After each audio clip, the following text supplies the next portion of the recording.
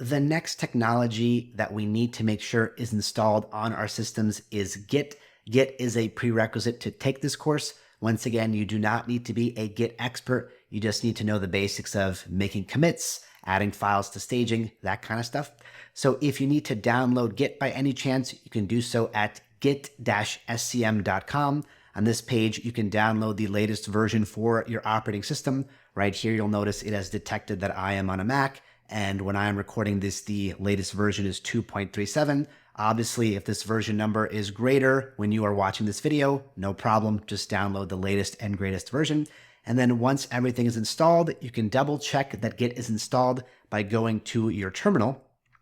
And in your terminal, you can execute Git and then a space and then -- version. Once again, simply getting the version number will confirm that the software is correctly installed. So here I'm getting 2.37. That is good enough to proceed. All right, so make sure you install Git, and I will see you in the next lesson.